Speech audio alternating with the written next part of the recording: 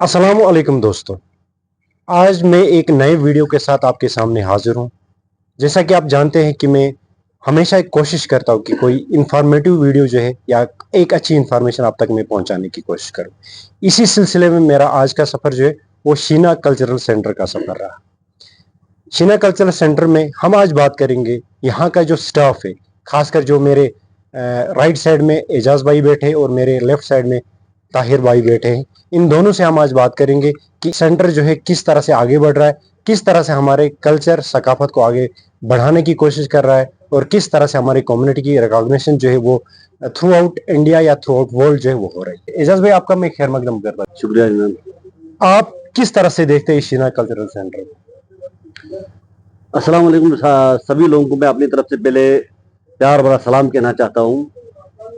और अगर Sheena culture centre की बात की जाए तो शीना कल्चर सेंटर ये कुछ लोगों को लगता होगा कि एक बिल्डिंग है, लेकिन ये एक बिल्डिंग नहीं है, ये हमारी पहचान है। इसके अंदर जो है हमारे कल्चर के रिलेटेड जो चीज़ें हैं, हमारी लैंग्वेज के रिलेटेड जो चीज़ें, क्योंकि अगर देखा जाए तो हिस्टोरिकली या ज्योग्राफिकली देखा जाए तो ये आपको पता है कि कहाँ से शुरू होता था। खैबर पख्तून से शुरू होता था, गिलगित बल्तिस्तान, लद्दाख वगैरह। तो गुरेज एक छोटा सा हिस्सा है, लेकिन लोगों को इस हिस्से के बारे में पता नहीं थी क्योंकि यहाँ पे इंटरनेट नहीं था और बाकी लोगों ने भी यहाँ पे इसको प्रमोट करने की कोशिश नहीं की। लेकिन जब से इंडियन आर्मी ने ये यहाँ पे शीना कल्चर सेंटर बनाया तो ये एक अब बिल्डिंग नहीं है। कुछ लोगों को ऐसे भी लगता होगा कि ये बिल्डिंग है, लेकिन ये बिल्डिंग नहीं है। यहाँ पे हमारे कल्चर के रिलेटेड चीजें जो जुड़ी है, जो हमारे लोगों को पता नहीं है। हमारे पास ऐसे भी लोग आते हैं जिनको अपने कल्चर के बारे में पता भी नहीं होता है। वो बोलते हैं हमने ये चीजें देखी नहीं है, हमें इसके बारे में पता नहीं है।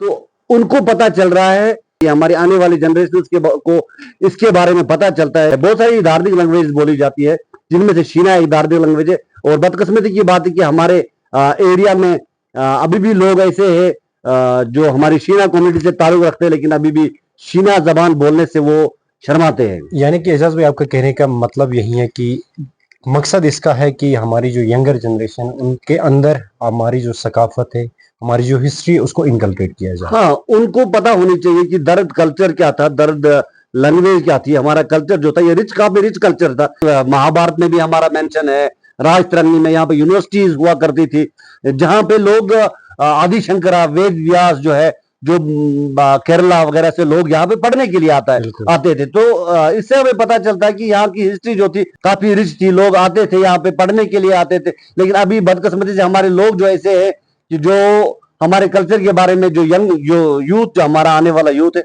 उनको हमारे कल्चर के बारे में पता भी नहीं है, अपनी लैंग्वेज भी नहीं बोलना चाहते। लेकिन हम एक बार फिर से शुक्रिया अदा करना चाहेंगे कि यहाँ पे जो शीना कल्चर सेंटर बना, जिससे अब इतना एहसास है कि हम अपने आप को फख्र महसूस करते हैं कि हम शीना कम्युनिटी से ताल्लुक रखते हैं। और हमारा कल्चर जो है, जो यहाँ पे तकरीबन लास्ट ईयर 12,000 के करीब लोग आए, उन तक हमने अपनी इंफॉर्मेशन पहुंचा दी। यहाँ पे बहुत सारी डिग्निटरीज आई, लगभग 50-70 के करीब यहाँ पे डिग्निटरीज आई, जिनसे हमने पूरा ये शेयर किया, अपनी इंफॉर्मेशन शेयर की। अभी हम बात करेंगे ताहिर भाई से। ताहिर भाई, आपका खैर मकदम इस वीडियो में। क्या नजरिया है आपका इस शीना कल्चर सेंटर को लेकर? First of all thank you so much Sohail भाई, आपने अपना टाइम निकाला और हमें इस लायक समझा कि हम कुछ कमेंट्स पास कर सकें शीना कल्चर सेंटर पे। जैसे एजाज भाई ने पहले बोला कि ये एक बिल्डिंग ही नहीं, ये एक इतिहास है। बिल्कुल। Shina culture centre is just not a building, it is a, we can say it's a well maintained literature, जो कि लोगों को आज तक पता नहीं था।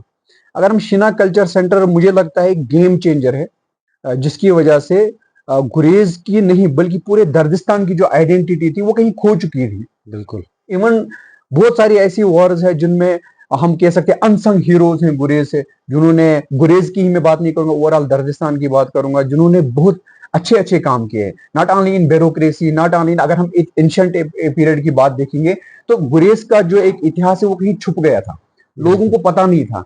लोगों को क्या, even when we are in universities we don't know that we are दर्दिस। वो इवन हमें उस टाइम पे ये भी फील होता था, हमें पता नहीं, हमें लोग दर्द दर्द बोलते हैं, हमें वो अच्छा नहीं लगता था। बिल्कुल। Unfortunately after this we can say transition जो हो गया, चेंज हो गया, तो इसके लिए हम सबसे पहले first of all thankful to Indian army and also doctor Suhail Mir sahab, जिन्होंने एक बहुत फैबुलस काम किया हमारे लिए। इवन हमारे पास जो अभी इंसाइक्लोपीडिया है in the form of literature, वो बड़ा अच्छा काम करती है। तो बट ये सब चीजें अभी सामने आनी स्टार्ट हो गई, जिसकी वजह से गुरेज का एक अलग जो है लेवल सेट होना स्टार्ट हो गया, एक अलग इमेज सामने आनी स्टार्ट हो गई। किस तरह से आप इस चीज को देखते हैं कि जिस तरह से अभी धीरे धीरे हमारी जो यंग जनरेशन जो है, जो कभी हमारे अपनी सकाफत के बारे में बिल्कुल जानते भी नहीं थे, कि जिंदगी के अंदर एक बहुत बड़ा एक खूबसूरत मरला शादी का मरला होता है, या ऐसे फंक्शंस होते हैं जहाँ पे वो अपना अटायर को पहन के अपने आप को फख्र महसूस करते हैं। और दूसरी बात ये कि अपनी लैंग्वेज को प्रमोट करने के लिए, जो हमारी मदर टंग शीना है,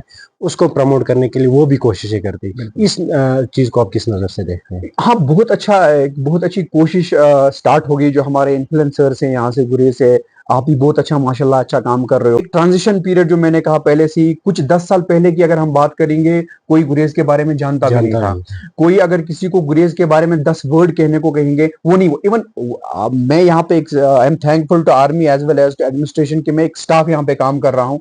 we are doing research every day, we are finding new links की गुरेज की क्या क्या इतिहास रहा है।